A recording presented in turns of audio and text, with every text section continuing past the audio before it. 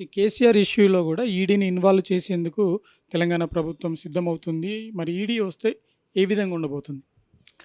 ఇప్పుడు గొర్రెల పంపిణీ సంబంధించి కరప్షన్ జరిగిందనేది అలిగేషన్.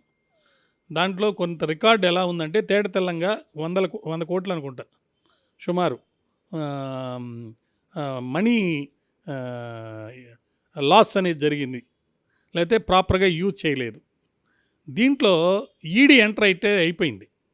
ఈడీకి కావాల్సిన సమాచారం ఇక్కడ స్టేట్ గవర్నమెంట్ కూడా పూర్తిగా ఇస్తానికి సిద్ధం అయిపోయింది. దీంట్లో ఏంటంటే ఇప్పుడు మనం అక్కడ చంద్రబాబు నాయుడు గారి మీద చూసాం, స్కిల్ గేమ్స్ కానీ చాలా రకరకాల కేసెస్కి సంబంధించి ఒక పబ్లిక్ సర్వెంట్గా చీఫ్ మినిస్టర్ గారి రోలు ఎస్ ఆర్ నో అనేటట్టు ఉండకూడదు, రీజన్స్ రాయాలి. ఈ పర్టికులర్ దాంట్లో నేను డెసిషన్ తీసుకున్నాను, నా రోల్ అంతే, తర్వాత ఎగ్జిక్యూషన్లో ఏమైనా మిస్యూజ్ జరిగితే అది ఎగ్జిక్యూట్ చేసిన అధికారులకు సంబంధించింది, లేకపోతే దాంట్లో ఇన్వాల్వ్ అయిన కాంట్రాక్టర్లు పర్చేజ్ చేసేటప్పుడు ఎవరికైనా బిల్స్ సబ్మిట్ చేసేటప్పుడు అసలు వస్తువు అనేది ట్రాన్స్ఫర్ కాకుండానే మిస్యూజ్ చేసేదానికి ఉంటుంది. అలాంటిది ఏదన్నా ఉంటే ఖచ్చితంగా దాని యొక్క బెనిఫిట్, ఇప్పుడు చంద్రబాబు నాయుడు కేసులో తెలుగుదేశం పార్టీ కొన్ని డొనేషన్లు వచ్చినాయి అని అన్నారు, లోకేష్ని కూడా ఇన్వాల్వ్ చేశారు ఆ కేసులో.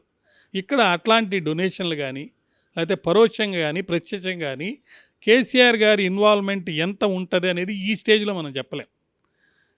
ఇచ్చే సమాచారాన్ని బట్టి, దొరికే ఎవిడెన్స్ని బట్టి ఒక ఫైనల్ స్టేజ్లో అధికారులతో పాటు అప్పుడు ముఖ్యమంత్రి గారి యొక్క రోల్ ఏంటి, మినిస్టర్ లెవెల్లోనే అయిపోయిందా, ముఖ్యమంత్రి లెవెల్లో డెసిషన్ చేశారా, ఆయన సంతకాలు పెట్టారా, పెట్టేటప్పుడు హేస్టీగా ఏమైనా చేశారా, పర్సనల్ బెనిఫిట్ పొందేదానికి, లేకపోతే పార్టీ బెనిఫిట్ పొందేదానికి, లేకపోతే కమ్యూనిటీ బెనిఫిట్ పొందేదానికి, ఎక్స్చెక్కర్కి స్టేట్కి లాస్ జరిగేటట్టుగా రాంగ్ఫుల్ గెయిన్ అనేది ఏమైనా జరిగిందా, లేకపోతే రాంగ్ఫుల్ లాస్ ఏమైనా జరిగిందా, ఇలాంటివన్నీ కూడా గమనించి చూసి దాని మీద చర్యలు తీసుకునేదానికి అవకాశం ఉంది.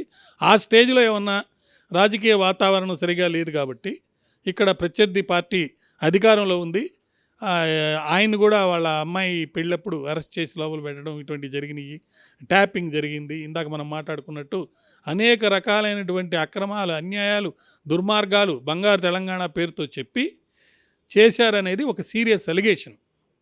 నిజంగా చూస్తే ఏం జరిగిందనేది ప్రతి వాళ్ళు వేచి చూస్తున్నారు. స్టేట్కి ఏదైనా లాస్ జరిగితే మటు ఖచ్చితంగా ఆ డబ్బు రికవరీ చేయాల్సిన బాధ్యత స్టేట్ గవర్నమెంట్ మీద ఉంది. ఈడీ అనేది ఇన్వాల్వ్ అయింది కాబట్టి సెంట్రల్ గవర్నమెంట్ నుంచి కూడా ఫోర్స్ ఉంది. ఈ పరిస్థితుల్లో అరెస్ట్ అయ్యే అవకాశం దాంట్లో అయితే ఉండొచ్చు.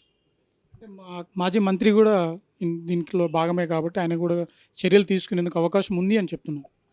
అది మాజీ మంత్రి భాగం ఎంత ఉంది, ముఖ్యమంత్రి గారి భాగం ఎంత ఉంది, ఆఫీసర్ల భయం మీద యొక్క బాధ్యత ఎంత ఉందనేది ఎవిడెన్స్ కలెక్ట్ చేసేటప్పుడు పరిశోధనలో ఎవరి స్టేజ్లో, ఏ స్టేజ్లో, ఎక్కడ ఎవరు తప్పు చేసినందువల్ల నష్టం ఎంత జరిగింది, దాంట్లో కలెక్టివ్గా అందరూ కాన్స్పిరసీ చేశారా, లేకపోతే ఒక్కరే ఇన్వాల్వ్ అయ్యి చేశారా, డిఫరెంట్ స్టేజెస్లో ఫైల్ ఎలా మూవ్మెంట్ అయింది, ప్రాపర్ రీజనింగ్ రాసి ఫైల్ పోతుంటే ఫైల్లో సజెస్ట్ చేసిన దాన్ని డీవియేట్ చేసి ఆ డీవియేషన్ పర్సనల్ బెనిఫిట్స్ కోసం చేసినట్టుగా కనుక అనిపిస్తే కాన్స్పిరసీ ఉంటే ఖచ్చితంగా అందరూ ఇన్వాల్వ్ అయిన వాళ్ళందరినీ కూడా చర్య ఉంటుంది.